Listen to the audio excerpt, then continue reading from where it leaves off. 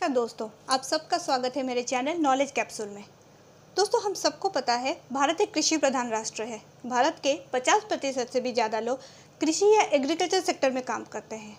हमारे गांव में से हर 100 में से 76वां इंसान एक किसान है। लेकिन हमें ये नहीं पता कि हमारी युवा पीढ़ी में से हर 100 में से कोई एक ही है जो आज के डेट में एक फार्मर या आगे चल के एक किसान बनना चाहता है। क्यों है ऐसा? भारत के आज़ादी के बाद जब हर वृत्ति और हर सेक्टर में इन्वेस्टमेंट और रेट ऑफ रिटर्न दोनों ही 100 से 200% बढ़ चुके हैं, एक फार्मर की इनकम में सिर्फ 21% की वृद्धि हो पाई है। ऐसा क्यों? आज भी हमारे देश के किसान जो है गरीबी और भुखमरी के साथ लड़ाई कर रहे हैं। ऐसा क्यों? गवर्नमेंट के पॉलिसीज़ जैसे APMC agriculture produce market committee और MSP मिनिमम सपोर्ट प्राइस होते हुए भी आज भी हमारे किसान अपने हक की लड़ाई क्यों नहीं लड़ पा रहे हैं? आज भी हमारे देश के किसान भारी मात्रा में सुसाइड क्यों कर रहे हैं? अगर हम लास्ट कुछ सालों का आंकड़ा ले ले तो 2018-19 का ही आंकड़ा ले ले तो हमारे देश में 10,000 से ज़्यादा किसान सुसाइड कर चुके हैं। एक किसान एक महीने में 6 से 7,000 भी नहीं कमा पाता है, जो कि उसके बैंक के इंटरेस्ट और उसके कॉस्ट ऑफ प्रोडक्शन को भी कवर ना कर पाए। उनके स्थिति में उत्थान क्यों नहीं हो रहा है? कहीं ना कहीं inaccessibility of right information, inaccessibility of market, poor bargaining capacity, exploitation bye middleman, cartel system in mandis, poor logistic, poor storage facility, ये हमारे फार्मर्स के इनकरेजमेंट में, हमारे फार्मर्स के डेवलपमेंट में बॉटलनेक क्रिएट कर रहे हैं। ये सिर्फ हमें नहीं, हमारे गवर्नमेंट को भी अनुभूत हो चुका है कि हमारे फार्मर्स के इम्प्रूवमेंट के लिए, हमारे फार्मर्स के डेवलपमेंट के लिए उनके सेलिंग, प्राइसिंग और स्टोरिंग में ध्यान देना पड़ेगा। तो इस बार हमारे गवर्नमेंट ने ये सब चीज़ को मद्देनज़र रखते हुए 1919 के इकोनॉमिक रिफॉर्म्स की तरह एग्रीकल्चरल सिस्टम में एक रेडिकल रिफॉर्म लाने की कोशिश की है। तो चलिए डिस्कस करते हैं आज के एपिसोड में एग्रीकल्चर बिल 2020 के बारे में। जून 2020 को हमारे प्रेसिडेंट श्री रामनाथ कोविंद जी ने 3 ऑर्डिनेंसेस पास किए, जो कि बाद में भारत के मॉनसून सेशन में पार्लियामेंट के दोनों हाउसेस के द्वारा अप्रूव कर दिया गया है। चलिए इन तीनों बिल के बारे में जानते हैं एक के बाद एक। पहला जो बिल है farms produce trade and commerce bill. इसके माध्यम से अभी फार्मर APMC जाए बिना ही, जो कि पहले मैंडेटरी था कि APMC के थ्रू से ही एक फार्मर एंड यूजर को सामान सेल कर सकता है, उस APMC में मिडिलमैन या प्रॉपर लाइसेंस प्राप्त एजेंट्स होते हैं जो कि एक टैक्स और लेवी को इम्पोज करके वो ट्रांजैक्शन करते हैं एंड फार्मर्स के प्रोड्यूस आइटम को परचेज करके बाद में एंड यूजर को वो सेल करते हैं। लेकिन इस बिल के माध्यम से क्या हुआ, अभी फार्मर्स अपने प्रोड्यूस किए गए आइटम को डायरेक्टली बाहर किसी भी रिटेलर, होलसेलर या किसी भी प्राइवेट प्लेयर या किसी भी कॉरपोरेट को आसानी से बेच सकते हैं। ये डायरेक्टली भी हो सकता है या ई-नैम इलेक्ट्रॉनिक मीडियम के थ्रू भी हो सकता है। और ये जो ट्रांजैक्शन होगा that will be out of tax and levy. इसमें कोई टैक्स या कोई भी लेवी चार्ज नहीं किया जाएगा, जबकि APMC के हर ट्रांजैक्शन के ऊपर टैक्स या लेवी चार्ज किया जाता है। जो दूसरा बिल है वो है farmers agreement of price assurance and farm service bill.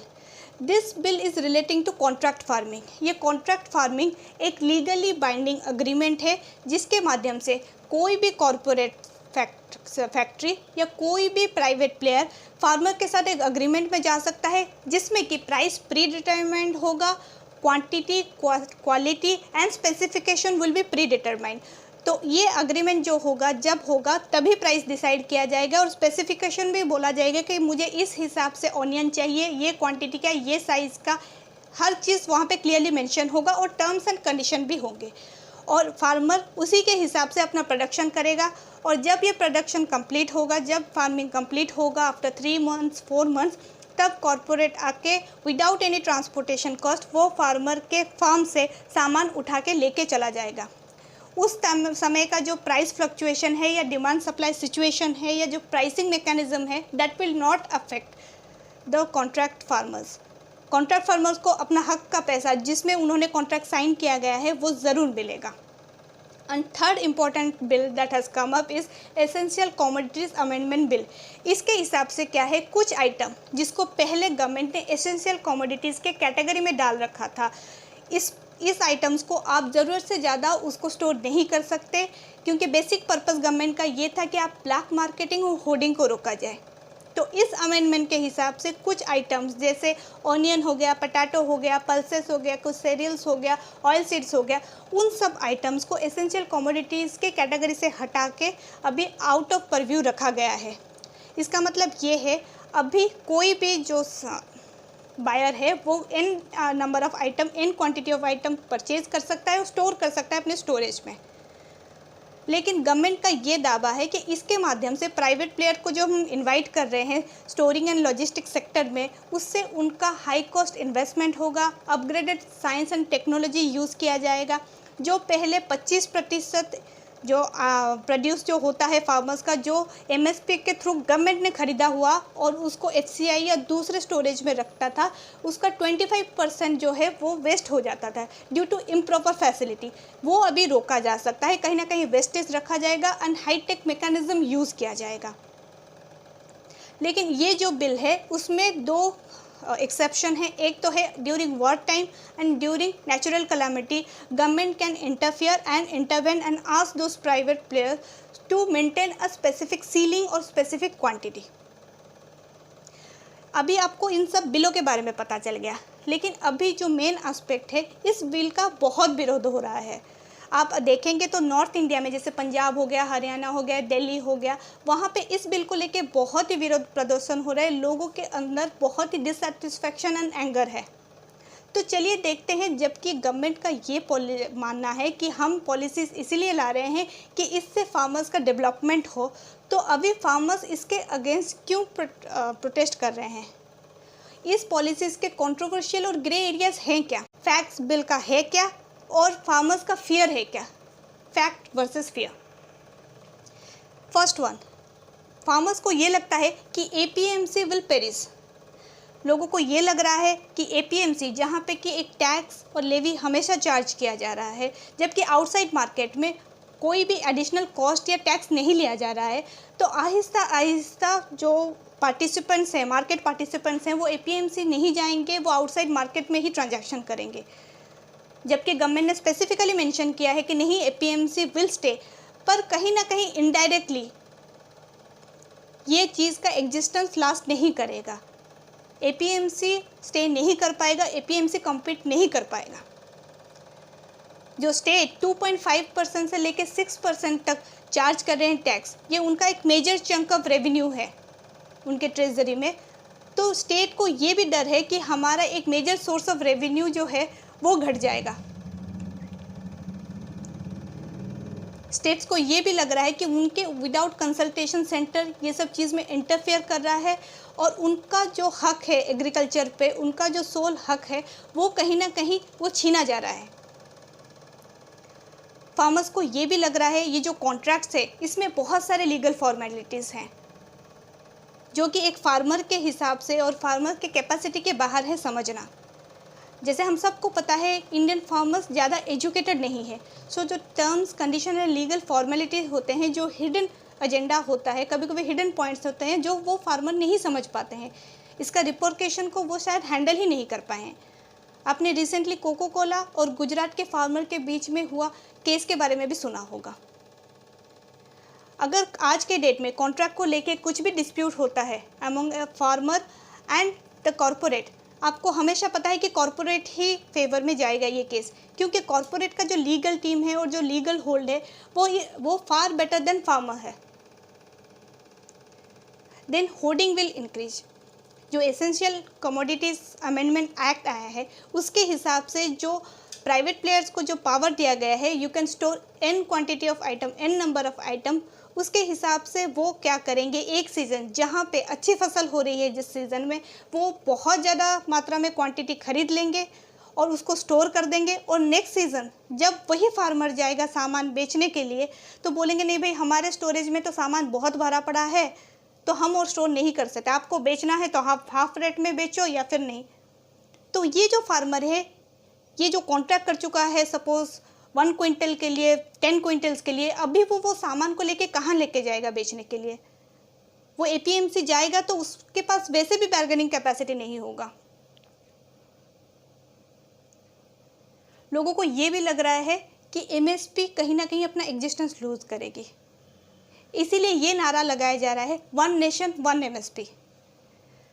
Farmers ये बोल रहे हैं हमें 1 नेशन 1 मार्केट नहीं चाहिए, हमें 1 नेशन 1 एमएसपी चाहिए, क्योंकि पहले भी कुछ फार्मर्स थे जो आउट ऑफ स्टेट जाके सामान बेच के आते थे। लोगों को एक प्राइस सिक्योरिटी चाहिए। कुछ क्रिटिक्स ये भी दावा कर रहे हैं कि एमएसपी ना करके आप एमआरपी कर दो। फार्मर्स के एश्योरेंस के लिए, फार्मर्स के सेफ्टी के लिए, फार्मर्स के कुशन के लिए आप एक फिक्स कर दो एक प्राइस कि उसके नीचे वो कॉरपोरेट हो, प्राइवेट प्लेयर हो, वो मंडी हो या कहीं पे भी हो, उनका सामान ना बेचा जा सकता है ना खरीदा जा सकता है।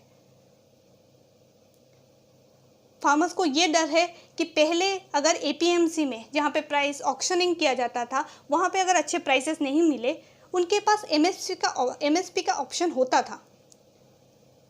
लेकिन कॉन्ट्रैक्ट फार्मिंग में अभी ये होगा, एक प्राइस फिक्स हो गया, बाद में अगर उसी चीज़ का रेट बढ़ गया, उसी चीज़ का हायर प्राइस मिलने लगा, तब भी by default and by legally binding farmers आगे जाके वो सामान बाहर नहीं बेच सकते। जो फार्मर्स आर्ग्यूमेंट कर रहे हैं कि हमें एमएसपी चाहिए, एमएसपी चाहिए, हमें एक्चुअली नहीं पता कि 100 में से 6 ही बस फार्मर है, 6 ही किसान हैं जिनको एमएसपी मिल पा रहा है। तो बात एमएसपी का नहीं, बात है एक मिनिमम सेफ्टी मार्जिन का, जो हर किसान का हक है, जो हर किसान का दावा है। वो इतना प्राइस कमाना चाहिए कि उसका कॉस्ट ऑफ प्रोडक्शन बढ़ सके, उसका घर चल सके। देखो, गवर्नमेंट ने बहुत सारे आइडियाज़, बहुत सारे एस्पेक्ट से ये चीज़ सोचने की कोशिश की, लेकिन जब प्रैक्टिकल इम्प्लीमेंटेशन पार्ट आया तब बहुत सारे मिसअंडरस्टैंडिंग एंड कन्फ्यूजन क्रिएट हो गया। गवर्नमेंट को कहीं ना कहीं काउंसलिंग करनी चाहिए, जाके वो फार्मर्स के ग्रुप के साथ बात करना चाहिए। जो कुछ टाइम में गवर्नमेंट ये भी बोल रहा है कि all these are politically motivated, तो जो पॉलिटिकल पार्टीज़ है जो कि फार्मर स्पेसिफिक है, उनके साथ, उनके लीडर्स के साथ गवर्नमेंट को जो कि बात करना चाहिए, अपने पॉइंट्स रखना चाहिए और फार्मर्स को ये अश्योरेंस देना चाहिए कि आपको अपना मिनिमम ड्यूज ज़रूर मिलेगा। किसान हमारे अन्नदाता हैं। आज हम जी रहे हैं, खा रहे हैं, पी रहे हैं, क्योंकि हमारे देश के किसान कहीं ना कहीं काम कर रहे हैं। तो उनकी रक्षा, उनकी सुरक्षा सिर्फ उनका नहीं, हम सबकी जिम्मेदारी है। दोस्तों, जो मैंने लास्ट वीडियो बनाया था नेशनल एजुकेशन पॉलिसी 2020 के ऊपर, उसको लोगों ने बहुत सराहा है, बहुत सारे लोगों ने उसको लाइक किया है और बहुत ही इनकरेजिंग और मोटिवेटिंग एसएमएस मुझे भेजे गए हैं। इवन कुछ लोगों ने मुझे न्यू टॉपिक के ऊपर आइडियाज़ भी दिए हुए हैं, बहुत लोगों ने मुझे फीडबैक भी दिए हुए हैं। तो आपको अगर कोई भी ट्रेंडिंग टॉपिक के बारे में मेरे वीडियो के माध्यम से जानना हो, सीखना हो, तो प्लीज़ मेरे कमेंट बॉक्स में कमेंट कीजिए और प्लीज़ मेरे चैनल देखते रहिए। Thank you very much.